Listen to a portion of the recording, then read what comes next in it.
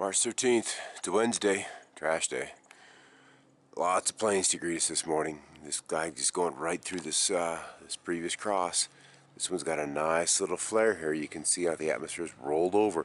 It's done just a nice little roll. Little plane coming on through, it probably just kissed the very top. So I can measure the extent of this spreading in this other trail. Probably just skimmed the top of that plane, or of that previous trail. And then we'll probably run right through that. So we'll have 4 flights into that single spot. So I'd almost expect to see clouds showing up on one side of this or another. Some kind of clouds will form. Okay, we have a dip here. This whole structure here, big old dip. And he's on the southern extent of it.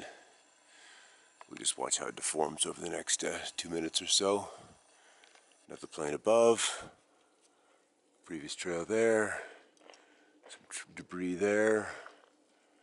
All this has had a couple of flights on through it. Saw Comet Pan-STARRS last night. That was kind of cool. Was able to see it with the naked eye and with a pair of binoculars on it. Things are happening. Right off to the north. Got a plane coming over the mountain there. And then we've got all these little white caps.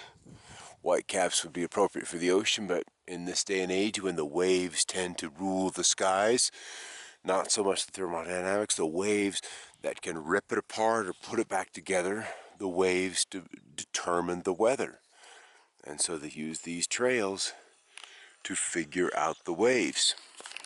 And so we've got one spot here where we've had a couple of flights through, a fresh one right here. And so something's happening here on this side of this cloud. This side, we've got the clouds forming.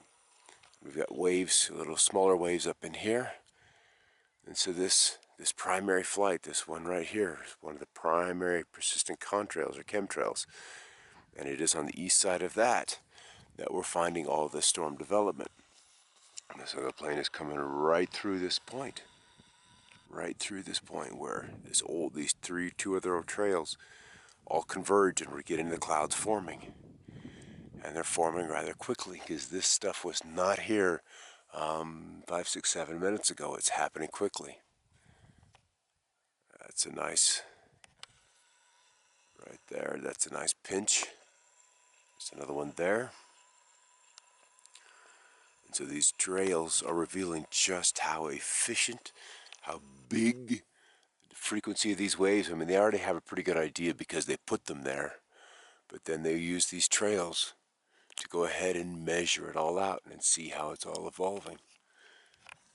There's that plane that was just coming over the mountains here. We're a minute 30 later and it's almost overhead. Probably an Alaskan air flight. No, there's color there. So there you go. Red tail, red engines. Alright, I'm limited to 10 minutes, so these are going to be rather quick today. This is Guy. He's just kind of wedged himself in at the beginning of these pulses that come back this way. It's a little more sedate on this side, but this point really introduces these big, strong waves. And then where he is, we've got the other smaller waves on the south side. Mr. Delta, look at this. Look at these. I mean, that's incredible. Those are some strong pulses. That's intense. So from that, we've got all this other chaos, all these other waves that are starting to take shape. It's going to be interesting to see how that evolves today. And I can tell by his acoustics, this plane is climbing in altitude. About 5 minutes later, we still have our cross. Our little jagged edges are kind of dissipating, fading away. They've served their purpose. Been able to measure them. They've been able to see them from flight. Boom, boom, boom, boom, boom, boom, boom. Look at that. is huge, pulsing. In fact, you can even see the shock waves on top. Come on in here. I gotta get out of the street. Look at those shock waves. Boom, boom. This is serious. These wave clouds are still coming together. You can see them, one cascading down, then up to the other, and then down to the other. You can see how they're all connected. But as we kind of sweep off to the south, I'm going to pick up a bunch of young trails. 3 or 4 of them continue to work the southern end of this cloud as we're in a gentle northwesterly flow in the leading edge of this ridge of high pressure. As I have said countless times, ridges of high pressure are their favorite zones of operation. If you want to initiate a wave, if you want to initiate a motion, you begin from where there is relative stillness. And that happens under high pressure. And then when you have a still sky, you can start the pulses, and then they begin to manifest very quickly, especially with all these particulates in the sky that they purposefully introduce to see exactly how the atmosphere is responding to their waves. 2 o'clock local time. Stepped outside, trail light intensity has backed off just a little bit, but not lots. I was noticing how see this shape right here? How the whole trail's been pushed towards the south and west. And so now we've got another trail that's come along, and there was some separation. And this trail is merging through it. So it's measuring the extent of this displacement that's happened since this first trail was a straight line. This little segment right in here has been pushed this way.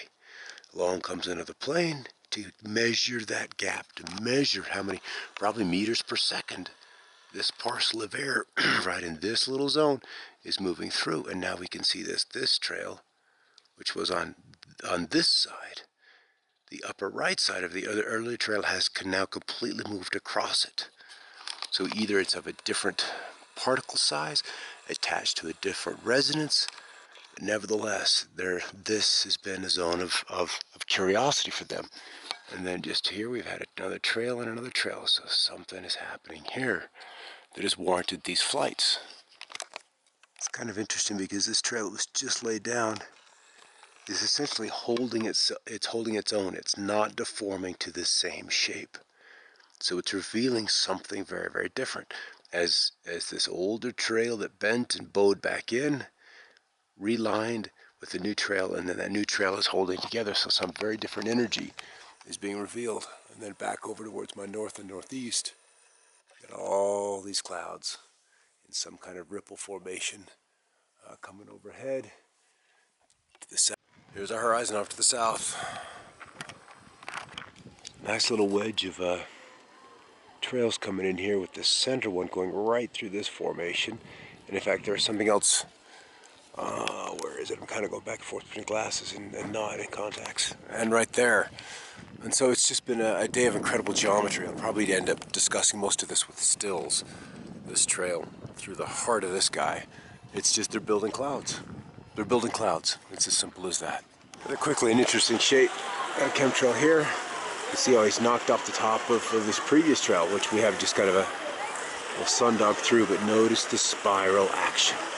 We have this whole twist, we have this whole wavelength right through there. And that's just what these trails are so good at revealing. Each smear, each bend, each twist,